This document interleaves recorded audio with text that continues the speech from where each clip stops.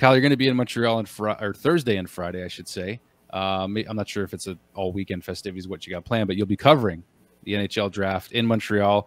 And a lot of folks, we just heard today from Kent Hughes and Vinny Lecavalier, actually, how Vinny Lecavalier has had direct dialogue with Shane Wright, who is the projected first overall pick potentially for the Canadiens, although some folks really want them to take this guy right here. And some people think that the Habs are very, very quietly interested in Logan Cooley as well. So, I mean, those are the guys that Kent Hughes has verbally said as of today that the Canadiens are going to pick from one of those three. So we kind of knew that anyway.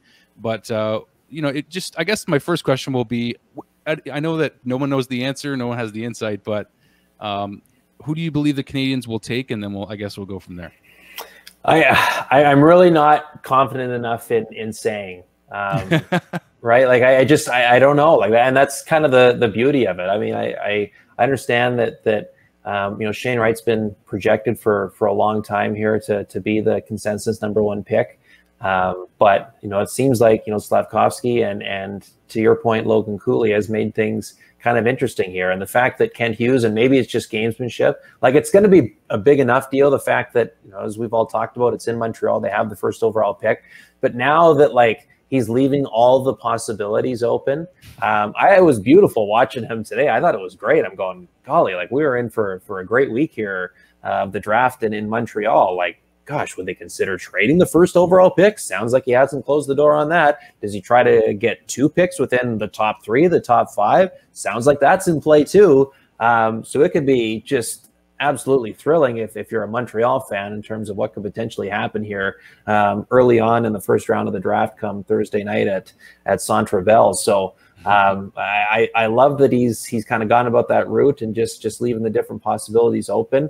I just thought it was really interesting. One thing he said today, where, you know, he said, I understand that there's a great deal of pressure that can come with, you know, somebody in Shane Wright's position where like every shift it seemed like of his this season was being broken down and analyzed, and well, you know, it's a little lazy here and you know, not quite hard enough here, and you know, and he said, you know, it's one thing to have to deal with that, and certainly, you know, you can understand that it's not an easy thing to go through, but he also put in, you know, if you're taken first overall by the Montreal Canadiens, that could create way more pressure than anything you've had to go through up until this point of your playing career. And I don't believe that was a direct kind of comment towards with how Shane Wright handled things, because you know, did he put up maybe as many points as some expected? No, I still thought he had a pretty good year offensively.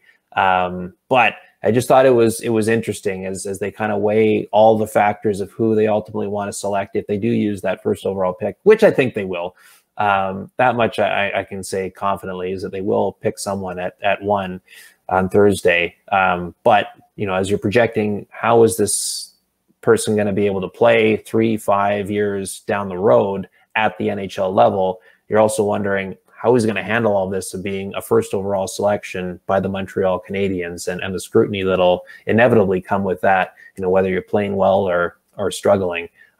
It's all just a fascinating conversation to be had here. One thing for us to do it, but within their boardroom as they try to make their decision, I imagine the talks will continue, you know, right up until they arrive at their draft table on Thursday afternoon. Well, here's a picture of you with some prospects, including on the far right. How about the hair down there? Like from Matthew Savoy, Connor Geekie had the best. Cutter Gauthier was dressed to the nines, and even Shane Wright had the nice flow. He had the drawstring suit pants going there too, you can see, in lieu of a belt. It was very, very fashionable for all those guys. And yeah, as I said, the flow was just immaculate amongst the 4 of them. Well, they had to keep up to us. Yeah, no. Okay, no, I felt that. Yeah, I was riding their coattails. That one, it was fun.